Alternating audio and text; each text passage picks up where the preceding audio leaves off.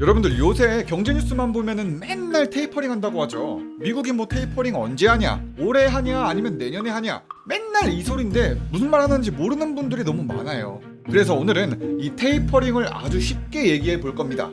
이 테이퍼링을 보기 전에 제가 이미 만들어 놨던 양적 완화 영상을 먼저 보시는 걸 추천합니다.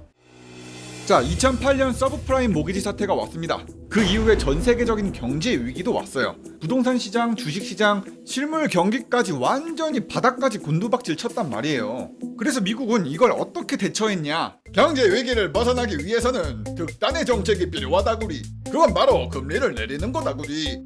그래서 미국은 가라앉은 경기를 이끌어내려고 금리를 내리기 시작했는데 5%가 넘었던 정책 금리를 거의 제로 금리대로 확 내려버립니다. 거의 절벽으로 떨어졌어요. 미국 금리가 내려가니까 경제에 어떤 영향을 미쳤냐? 기업들은 돈을 싸게 빌려와가지고 투자도 하고 재료도 사고 공장도 짓고 막 기계도 삽니다. 그리고 사람들도 고용해서 취업률도 조금 올라갔겠죠. 개인들도 마찬가지예요. 돈 빌려서 집도 사고 학비도 내고 차도 삽니다. 전체적으로 경기가 살아날 수도 있는 거죠. 하지만 미국의 금리를 아주 내려봤어도 경제는 쉽게 살아나진 않았어요. 그 당시에 2008년 글로벌 금융위기가 금리 인하로만 극복하기에는 좀 무리였죠. 너무 거대한 사건이었거든요. 그래서 미국은 여기서 고민을 합니다. 거의 제로 금리인데도 경제는 살아나질 않습니다. 이젠 더 이상 내릴 금리도 없습니다. 그래서 나온 게 바로 양적 완화 정책이었죠. 제로 금리가 경제에 먹히질 않으니까 중앙은행이 돈을 찍어서 시장에 돈을 뿌려주는 겁니다. 그 돈은 그냥 찍어내면 생기는 거 아닙니까? 양적 완화로 돈을 찍어서 시장에 뿌려버리겠습니다, 우리. 양적 완화의 메커니즘은 이렇습니다. 미국 중앙은행은 돈을 엄청나게 찍어낸 다음에 채권을 미친듯이 사주는 거예요. 국채, 공기업채, 회사채 그냥 쓸어 담습니다. 여기서 채권을 잘 모르시는 분이 있으니까 양적 완화로 돈을 찍어서 채권을 산다는 게 왜 시장에 돈을 풀리는가에 대해서도 말씀을 드릴게요. 채권은 쉽게 표현하면 어음이라고 생각하면 되거든요. 돈 빌려주고 갚아야 되는 그냥 증서인 거예요. 예를 들어서 너굴식품이 1억짜리 채권을 발행했다고 해볼게요.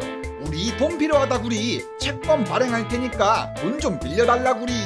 너굴식품이 채권을 발행하니까 미국 중앙은행이 와서 1억 주고 채권을 사줍니다. 내가 찍어낸 돈으로 너굴식품의 채권을 사주겠습니다. 그러면 중앙은행은 이 채권을 갖고 너굴식품은 1억을 받겠죠. 야, 내가 채권만 발행하면 미국이 나서서 다 사준다구리. 이거 개꿀 아니냐구리. 그렇습니다. 이 너굴식품은 이 채권을 팔았던 돈 1억을 가지고 뭐 밀가루도 사고 계란도 사면서 투자를 할 겁니다. 그러면 당연히 직원들 아니면은 밀가루 회사, 계란 회사들한테도 이 돈이 뿌려지겠죠. 시장 곳곳에 돈이 활발하게 돌기 시작하는 겁니다. 이게 양적 완화를 노린 이유였어요. 시장에 돈이 많아지게 해서 시장에 돈이 돌게끔 하는 거죠.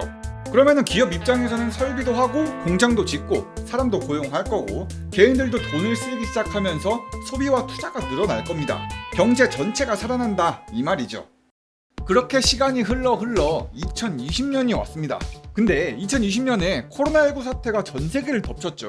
경제 위기가 또 왔습니다. 또 비상입니다. 비상. 코로나19 사태 때문에 경제가 다 터져나가고 있습니다. 코로나 때문에 전 세계 주식이 다 떡락했습니다. 2020년에는 대부분의 나라가 경제 성장률이 다 마이너스였어요. 이런 상황에서 미국은 어떻게 대처했습니까? 에이, 쇼미더머니 돈 찍어 그냥. 코로나19 사태도 당연히 양적 완화로 대처를 했습니다. 이건 뭐 거의 만병통치약 수준인 거죠. 미국은 역대 최대 규모의 무제한 양적 완화를 선언했는데 지금도 매월 1200억 달러, 그러니까 우리 돈으로 130조 원어치의 채권을 사들이면서 시중에 돈을 뿌리고 있습니다. 그러니까 바닥까지 내려갈 뻔했던 나스닥 지수 지금은 엄청나게 올라왔습니다. 트럼프 형님이 무제한 양적 완화를 하지 않았다면 이러지도 못했을 거예요. 하지만 양적 완화가 좋은 점만 있는 건 아닙니다. 단점도 많죠. 첫 번째로 인플레이션이 생기는데요. 돈을 무한정 찍어내면 당연한 거죠. 시장에 돈이 차고 넘치니까 돈의 가치가 낮아지는 겁니다. 미국 정부는 연 3% 수준의 인플레이션을 용인한다고 했습니다.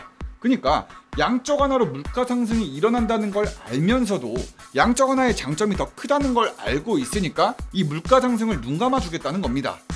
그리고 양적 완화의 단점 두 번째, 사회적으로 부채가 너무 많이 늘어난다는 겁니다. 금리도 낮은데 양적 완화까지 더해지면 개인들도 기업들도 돈을 많이 빌리겠죠. 거의 감당을 못할 정도의 돈을 빌려요. 그리고 국가의 부채도 늘어나는 건 매한가지입니다. 세상에 공짜는 없잖아요. 중앙은행이 찍어냈던 돈은 당연히 미국 정부가 갚아야 될 빚이라는 거죠. 지금의 미국은요, 역대 최대 규모의 부채를 지고 있습니다. 얼마 전에 미국 재무부 장관 제닛 옐런 누님이 이런 말도 했어요. 우리 미국 국가 부채가 너무 많아요. 부채 한도를 올리지 않으면 진짜로 미국이 망할 겁니다. 그래서 지금의 미국 정치인들은 미국 국가 부채의 한도를 다시 조정하려고 열일 중입니다. 양적 완화의 단점 세 번째로는 부실 기업이 너무 많이 늘어난다는 겁니다. 망해도 이상하지 않은, 돈도 못 벌고 막 기술도 없는 기업들 많잖아요.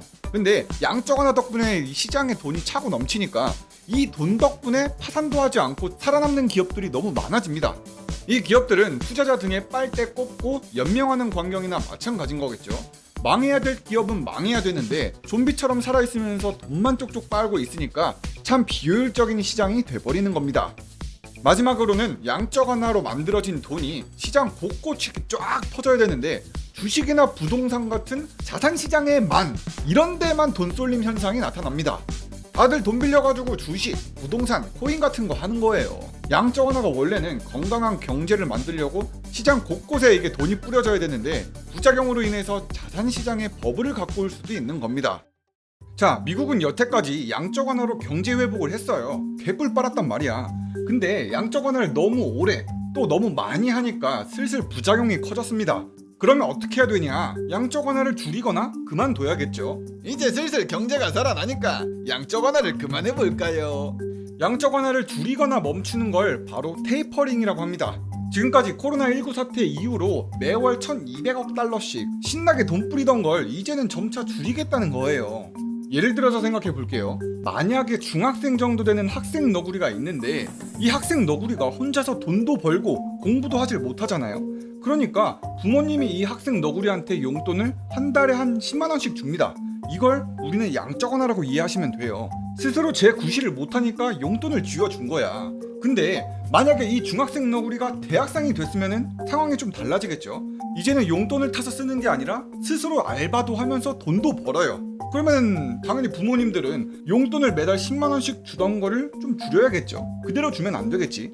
용돈을 한 달에 2만 원이든 3만 원이든 좀 줄여야 됩니다. 테이퍼링도 마찬가지예요.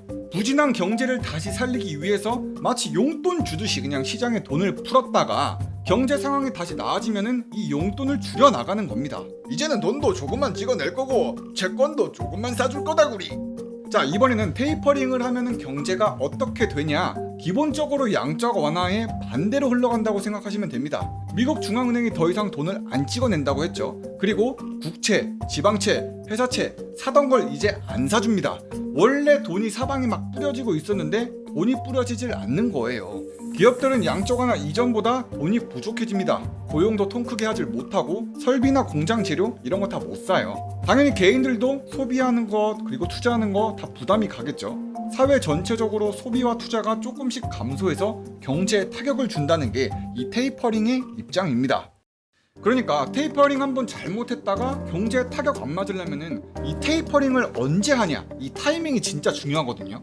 미국 정부 입장에서는 테이퍼링을 언제 하냐가 제일 큰 고민이에요.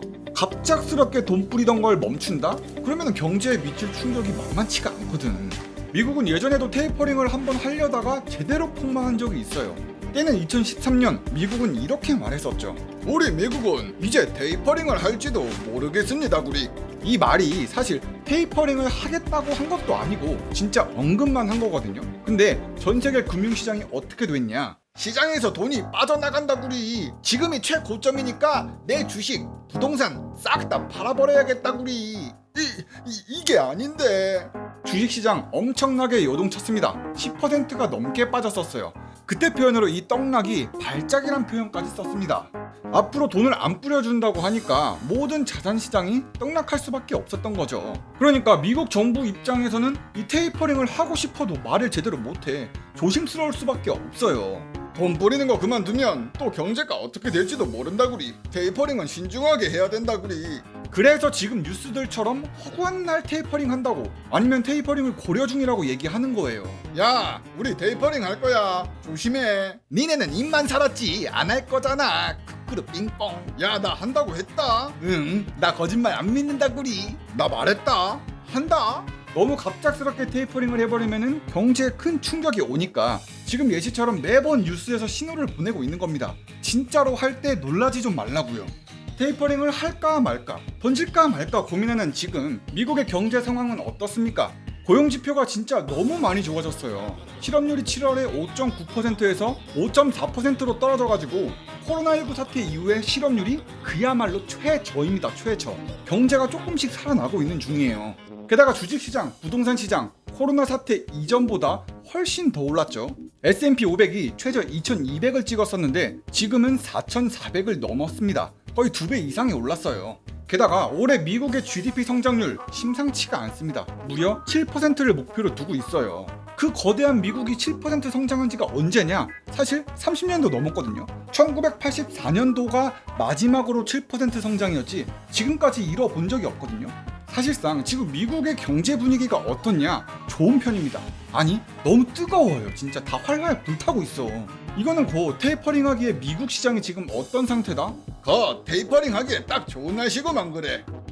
자, 앞으로는 어떻게 될까요? 테이퍼링을 한다는 건 앞으로의 정책 방향이 완전히 뒤바뀌는 겁니다. 항상 돈을 뿌려주기만 했거든. 근데 이제는 줄이기 시작하는 거예요. 주식에도 고점이 있듯이 이제는 하락장이 연출될 수도 있는 거죠. 테이퍼링을 시작하니까 이제는 돈을 어디서 구하냐구리. 이제부터 하락장 시작이다구리. 그리고 테이퍼링을 하고 나서 그 다음 정책이 뭐냐? 바로 가장 강력한 정책, 금리를 올리는 게 다음 순서입니다. 여태까지 제로금리로 꿀 많이 빨았잖아요. 그러니까 이 제로금리를 슬슬 올려야죠. 테이퍼링을 하고도 경제가 아주 활활 불타오르는구만. 야, 독하다 독해. 어디 한번 금리도 올려볼까. 실제로 미국은 2013년 테이퍼링을 실시한 뒤에 금리를 올린 적이 있습니다. 이러니까 투자자들 입장에서는 테이퍼링이 반가울 수가 없는 거죠. 지금까지 활성화됐던 주식시장, 부동산 시장이 끝물이라고 할 수도 있는 거고 테이퍼링으로 도장 꽝 찍히면 그거야말로 진짜 곤란하거든요.